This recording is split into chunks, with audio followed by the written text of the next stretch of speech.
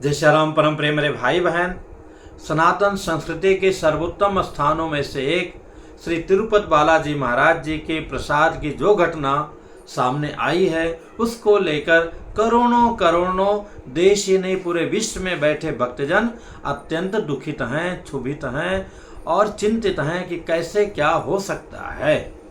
तो मेरे भाई बहन, इसमें दो बातें हैं। जो प्रथम बात है कि हम लोग संगठित नहीं हैं, हमारे अंदर एकता नहीं है। हम लोग अलग अलग रूपों में, भाषा में, सरनेम में अथवा अन्य चीज़ों में, गरीब अमीर में उलझे पड़े हुए हैं, जिसका लाभ जो है दूसरे लोग लेते हैं। अभी साउथ में ही कुछ साल पहले बीच रास्ते पे जो है गौ माता जी को जय जय सियाराम उनका वध किया गया था और पूरा सरेआम किया गया था, और उन लोगों पर कोई उस रूप में कार्यवाही नहीं हुई। कितना विशाल अपने देश का जो प्रदेश उत्तर प्रदेश है, सोचिए, जहाँ 24-25 करोड़ की आबादी है, वहाँ जब कुंभ मेला योगी जी के आने के पहले समाजवादी सरकार के समय कुंभ मेला लगा था, तो उसकी व्यवस्था किसको दिया गया? आजम खान जी को दिया गया। सोचिए, इतने सारे एक से एक बढ़कर अधिकारी हैं, और विशेष करके यूपी, बिहार, झारखंड से तो इतने IPS और IAS अधिकारी हैं जो पूरे देश का लगभग काफ़ी हिस्सा उधर से ही है। एक से एक बुद्धिमान, एक से एक देशभक्त पूरे देश में है, पर वहाँ की आबादी ज़्यादा, तो वहाँ से उनकी संख्या भी ज़्यादा है।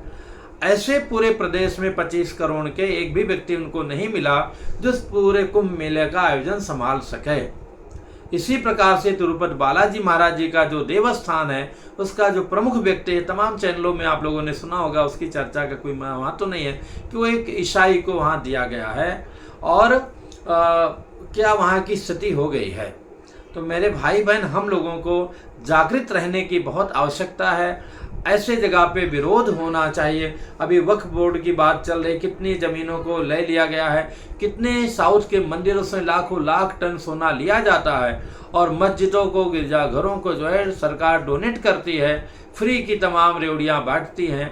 हमें इन सब का विरोध करना चाहिए यथासंभव, और विरोध का सबसे अच्छा तरीका तो है कि चुपचाप हम मत अपना दें। और दूसरा ये भी है, जो उस प्रकार का आंदोलन हो या कैंपेन हो, उसमें हम हिस्सा लें। हम हिंसा न करें, पर जागरूक रहते हुए जितना अपने कह सकते हैं कि देश का संविधान के अनुरूप कार्य है, उसका तो पूरा लाभ लेते हुए, लाभ लेना तो उचित कहेंगे, उसका पूरा सदुपयोग करते हुए अपने अधिकार की रक्षा के लिए हमें जी तोड़ संघर्ष करना चाहिए।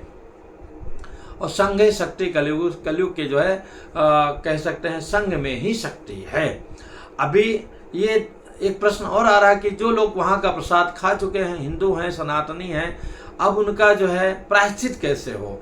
तो प्रायश्चित का जो सबसे उत्तम जो स्वरूप बताया गया है, यत् त्वगस्तिगतं पापम देहे तिष्ठते मामके प्राश्नात् पंचगव्यस्य दहात्यग्निरेवेन्दनम। जैसे अग्नि जो है, अग्नि किसी भी प्रकार का चीज डालो जला देती है, उसी प्रकार से हमारे हड्डियों नसों में भी अगर कोई पाप हो गया है, पाप का अंश पहुंच गया है, तो पंचगव्य प्राशन से वो जो है नष्ट हो जाता है।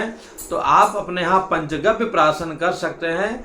मतलब अब उसमें देसी गाय का जो है, नहीं तो चलो जो गाय मिले, मैया मिले, उनका 1-2 बूंद ही सही छान करके, कपड़े से, अच्छे महीन कपड़े से छान करके 2-4 बूंद गौमूत्र, थोड़ा सा गोबर, और उसके बाद में घी 1-2 बूंद और दही और दूध, ऐसा मिला करके पंचगव्य बना करके हाथ में ले करके इन मंत्रों को सुन करके ओम यत् त्वगस्ति गतम पापम देहे तिष्ठति मामके प्राश्नात् पंचगव्यस्य दहात्यग्नि इवेन्धनम, उसको ऐसे 3 बार ओम करके पी लेना चाहिए। स्त्रियों को श्रीम करके पीना चाहिए।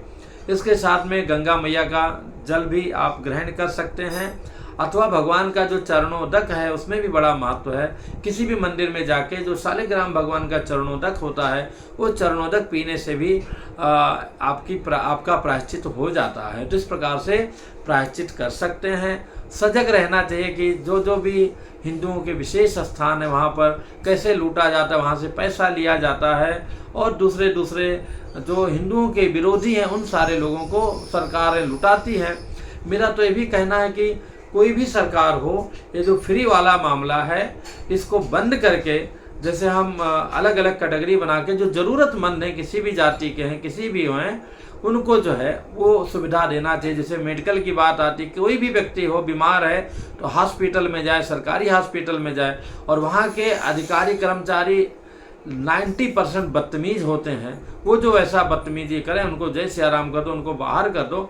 ये सब चीज़ें थोड़ा होना चाहिए, लोगों को आराम से इलाज मिले, उनको शिक्षा मिले, शिक्षा व्यवस्था में सुधार होना चाहिए।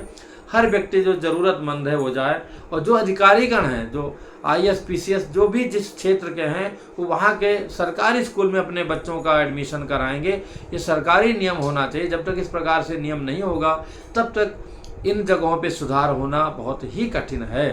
तो हम लोग को जागृत रहना पड़ेगा, इसके लिए जागृत होना पड़ेगा, अपने सरकारों के पीछे लगना पड़ेगा, तभी ये सारे काम होंगे। और जो पवन कल्याण जी ने जो प्रस्ताव रखा है कि हिंदुओं का रक्षा, हिंदू कल्याण समिति या जो भी उन्होंने नाम रखा है, उस प्रकार का एक पूरे देश के मंदिरों का रक्षण के लिए जब संस्था बनेगी, उसके बावजूद भी हमको आपको कम से कम जब तक जागृत नहीं रहेंगे तो वहाँ तक बात पहुँचेगी भी नहीं।